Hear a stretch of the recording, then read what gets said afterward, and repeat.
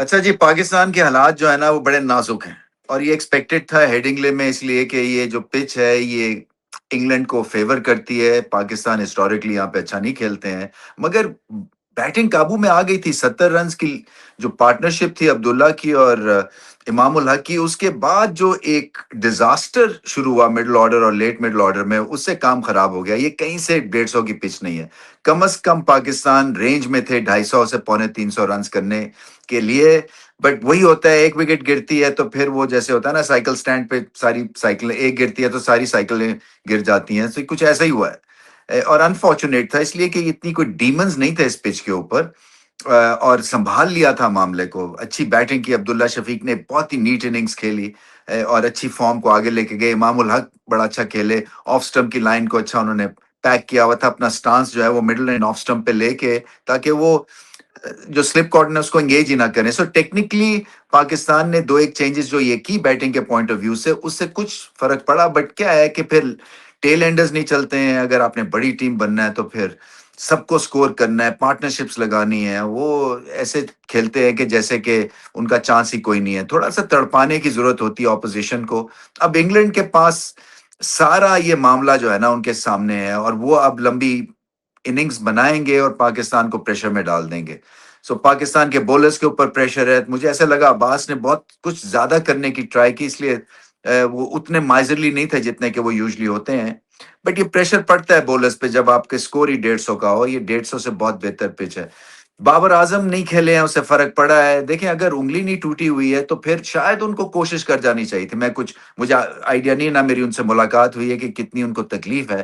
But 5 دن کا test match ہے، آپ کا پریمیئر بیسٹ بیٹسمین جو ہے اگر وہ اور کپتان بھی ہے وہ کھیلتا نہیں ہے، تو اس سے تھوڑا سا نا ایک ایک فلیٹ سا امپریشن ساری ڈگ آؤٹ میں پڑ جاتا ہے. بٹ اینی وے، اب اگر وہ نہیں ہے تو نہیں ہے. اگلے کو جو ہے وہ بیٹن لے کے اور ریس جیتنی ہے.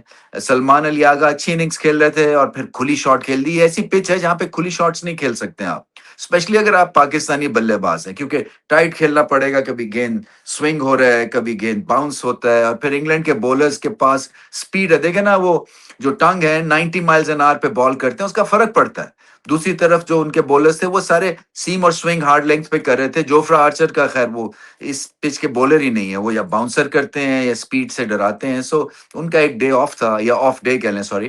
بٹ ادروائز جو ہے یہ انگلینڈ کا پیس اٹیک جو ہے نا وہ بہت ہی قابل ہے. اور حالانکہ وہ ریڈ بال کے حساب سے پوری طرح سے تیار بھی نہیں تھے. ابھی 100 ختم ہوئی ہے. سو وائٹ بال کرکٹ T20 سے اب دیکھیں یہی پلیئر سیدھے آئے ہیں اور کتنی اچھی اور کتنی پروفیشنل پرفارمنس دی ہے.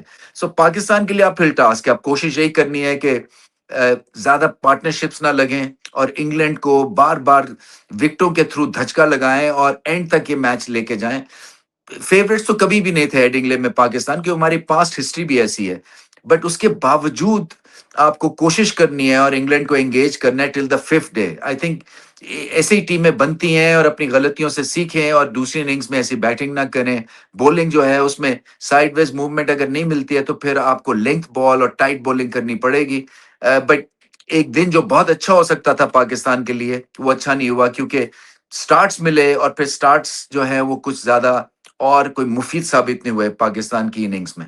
سو ایک آرڈنری سا دن بنا اوور آل. اور دیکھنا یہی ہے کہ کیا اب پاکستان کم بیک کر سکتا ہے یا نہیں کر سکتا. بہت سارے فینز ملے مجھے، اس تعداد میں تو فینز نہیں آئے ہوئے ہیں یہاں انگلینڈ میں، بٹ فینز ملے اور ایک ہی بات کرتے ہیں کہ جی پاکستان ٹیم کو سمجھائیں، پاکستان ٹیم کو سمجھائیں. سو فینز کو ون اوور کرنے کا بیسٹ طریقہ یہی ہے کہ آپ کمپیٹیٹو رہیں، آپ چیلنج کرتے رہیں، اور ہو سکے تو ایک آدھا میچ اس سیریز میں کھینچ کے لے جائیں انگلینڈ سے.